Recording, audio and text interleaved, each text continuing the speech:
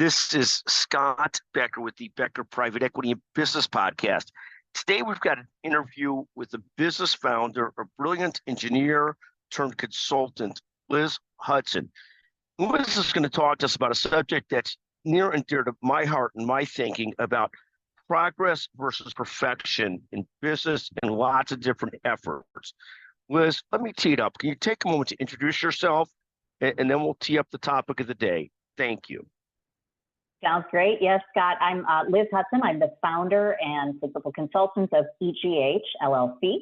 We are a consulting firm that provides products and service consulting, mostly in the private equity space. Thank you. And we talk about this concept often, but people trying to perfect things before they commercialize them, before they finish them, before they do what have you, and talk about that mindset of trying for that versus getting a product out, what people often talk about as the minimum viable product, and then improving from there, and what the right balance should be between these concepts of perfection versus progress.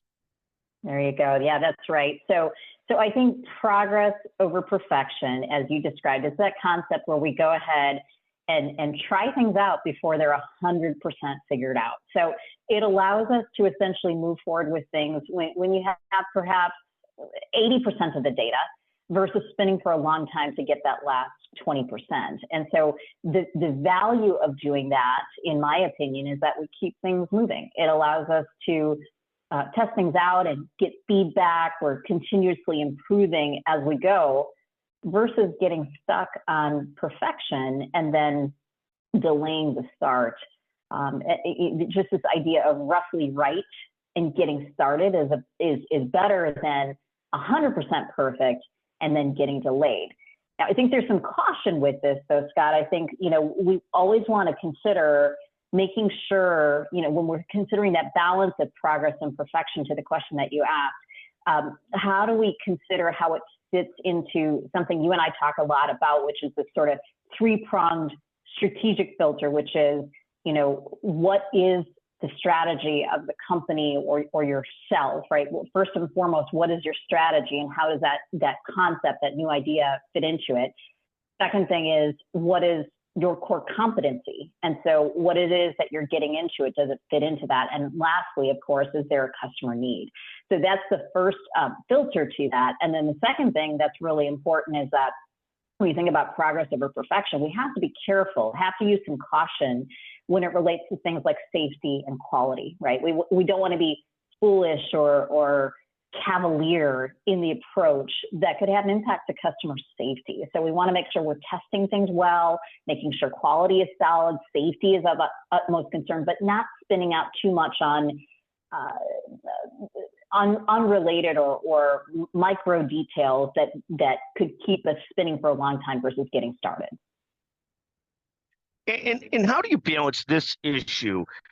And we talk often salespeople working for one of our media companies in two different perspectives. We talk about it as ready, aim, fire, where a salesperson starts making calls relatively quickly, without too much delay, versus ready, aim, fire, and they sort of never get there because they get so paralyzed by analyzing it, so forth. Now, in a very similar concept, we talk about minimum viable product, and we all know you never get a chance to make a first impression again.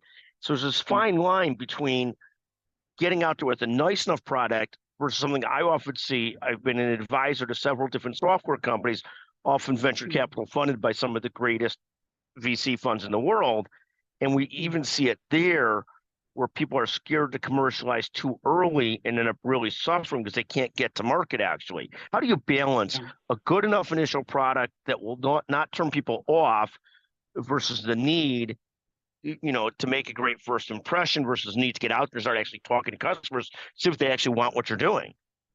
Yeah, that's right. You talk about product or service development, right? It could be IT solutions. It could be actual widgets that we're trying to build. A lot of times when you're talking about product development, it is time sensitive, right? So that first to market position is critical. And so we want to be sensitive to that timing in creating new products. But to your point, Scott, if we come out with that first to market and it's garbage, that's not good either, right? So what's that sweet spot that we need to find? Me personally, I love the concept of stage gate. Stage gate is a good process that helps provide really objective criteria for success on go, no-go decision points. And it helps with a really clear roadmap, a checklist to help make things happen. So what you're doing then is you're making sure you're considering all the different things around, you know, a business case, quality considerations, design development, making sure that we're testing things really well. It gives you that checklist, but it doesn't have you spinning.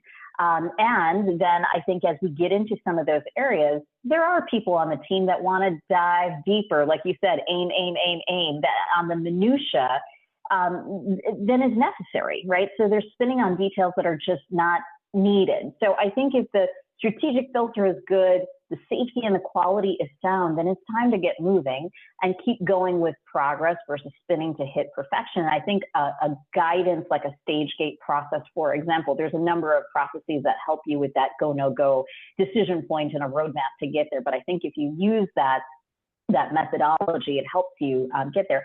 And, you know, at the end of the day, I oftentimes think, no matter how much time you spend on something and you spin and you spin and spin, when you launch it, it will never be perfect. It just won't be. There will be some things that were surprising, that we didn't anticipate, that we couldn't have understood that was going to happen. But I think once we get to launch, you always have the opportunity to improve with version 2.0, 3.0, as you're getting feedback from the market, and you can make that continuous improvement kind of moves along the way. I think that's so important. And, you know, you have this fine balance of people, and you're one of the great ones at both executing brightly and commercializing well. And you do have this fine balance of people that are overly commercial, getting out too quickly with customers, versus people that are commercial and technical and being able to make sure they get back up what they're saying. And it is that fine line. But I do think you have to be conscious of that we see people that are very smart often delay too long in taking something out or trying to commercialize that. And I think you do have to guard against those instincts of very careful, very perfection-oriented, smart people. I think that's a great, you know, challenge and balance to hit. That's right. That's right. I'd further jump on. So product development is an easy one where you can see that example. One other area that I would talk about as well that has really similar concepts to this is transition, and specifically around manufacturing transition. So oftentimes, particularly in private equity, a company is bought or a concept or a technology is purchased, and there is some kind of a manufacturing transition that needs to happen. Our team does a lot with this kind of work. So you're moving current operation facility from one location to another, you're consolidating. You know, our team has done work moving something from Boston to Juarez. We've done a project from California to Baltimore, from Louisville to China. We've done all kinds of projects in this vein. And in every single situation, a philosophy that we've adopted that I preach from the mountaintops, and I think this is really important when you're doing manufacturing transition, is first you want to make sure that the facility that you're moving from, that you stabilize that current state. Is the equipment solid? Is the process good? Is the work instructions good, right? Making sure that that's stable. And then you move it to the new location, but you stabilize it exactly as it was in the original location. Once it's set up, then you can look at optimization. Then you can look at perfecting that. And oftentimes clients will ask me, why is that? I mean, if we have this opportunity to optimize this, to make it better than it was before, why wouldn't you do that at the same time that you're moving this? And it really kind of comes down to two things. One is there's an element of speed. Anytime you're introducing optimization to that, you're adding time, you're adding more effort, more development that needs to happen. So you're slowing things down. So that's the first part of that, is that when you move it exactly as it is, there's an element of speed. The second thing, and this is probably even more important, is that when you start to monkey with optimizations in the middle of a transition, if there are issues when you set it up in the new location, you're not sure if those issues are there because you made the move or it's because of the changes that you made in the optimization. You've just messed with too many variables at the same time. So it's the same kind of concept of roughly right, get it out there, make it happen quickly, and then continuously improve as you go.